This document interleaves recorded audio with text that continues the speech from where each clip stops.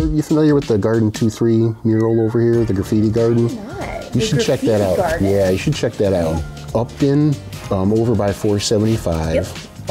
It's the old TRS Music Center. The front, there's a couple of local graffiti guys that have done the Upton facing side of it.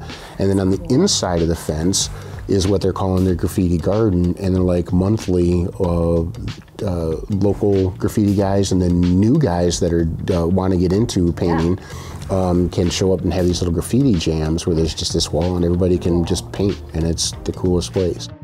There is a thrill in putting your name on something where somebody can see it, and it is just, it's a work of art.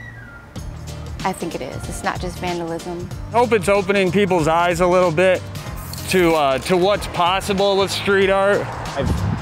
I've watched Toledo when getting to something like this, it didn't happen. You know, it wasn't as respected, or matter of fact, the better word is accepted. It wasn't accepted like it is nowadays back when I was first doing it. You know, even to try to get, that's why we were always under bridges and painting train cars and things like that, which that's all part of the game too, and the thrill. But like I said, once you get my age in your 40s, you know, it's nice to have legal places to come paint, not worried about getting in trouble, and taking our time so we're not in a hurry too, you know. Most of the stories you see come from word of mouth, from one artist to the next. That's how I stumbled upon an art scene I had no idea about, the West Toledo Graffiti Garden, Toledo's only legal area where street and graffiti artists have their freedom to make their artwork come to life without any risks. And this is all thanks to the founder, who goes by the alias Mesa. It's peaceful, and you don't have to worry about looking over your shoulder, especially for somebody who's maybe female. Like, I've painted here before, and for me to go out and paint a train at 42 years old with 3 kids, that's probably not a very good idea. So safety, for your own safety. I always had an interest in it, going back to when I was a waitress at Frisch's Big Boy on Secor in the 90s. And there was a group of guys that would come in from the Underground Graffiti Network, and they would just sit at the table for hours and hours and hours and just like drink Mountain Dew, just draw and draw and draw. And it was just cool to me because it was like an easy enough thing to understand, because it's just taking like your name and turning it into like a stamp, and there's so many different ways to do it, and like putting that piece of you out publicly, like I did that.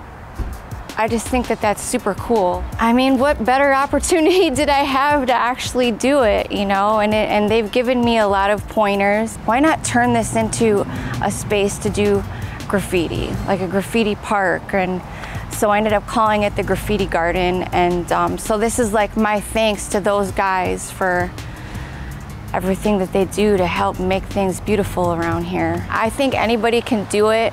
It's not something that you need to go to art school for. So I'm unfamiliar with the graffiti scene in Toledo. How would you describe it? It's just definitely a lot of graffiti. I mean, if you just go creeping down any back alley, you're gonna find some. Toledo's already pretty vibrant and colorful, so having a place where you can do public graffiti, I mean, this garden, why was that, in your opinion, why is that so needed?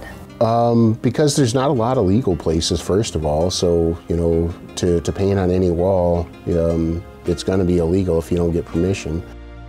Having a place for people to get together and to paint, not only it makes the culture more open and accepting, but also more people to get into it and to learn from it, you know, as opposed to people that are being gatekeepers about it. Instead of having open arms, you know, how is somebody going to learn to ever get better? You know, it's not something you're going to teach in school. If you're painting with somebody, just the act of being there and seeing them, you're definitely going to learn to paint better. How would you describe it, that it's basically the same concept as a mural, but it's just more artists and more people that are involved?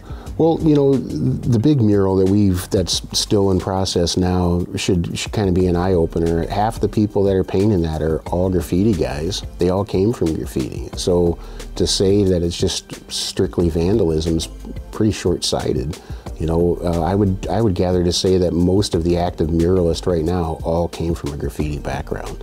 More so than having like a fine arts background. You know, there's probably some of that too, or graffiti guys that went into fine arts that are muralists, but certainly since the 80s, anybody that grew up since the 80s and got interested in it, I could see why, you know, they're all going to be the muralist of tomorrow. You know? I love it.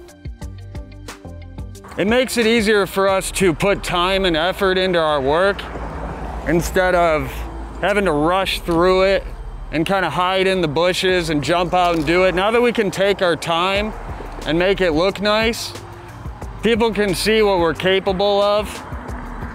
And I hope it's opening people's eyes a little bit to what's possible with street art, especially like what's on the outside of this building.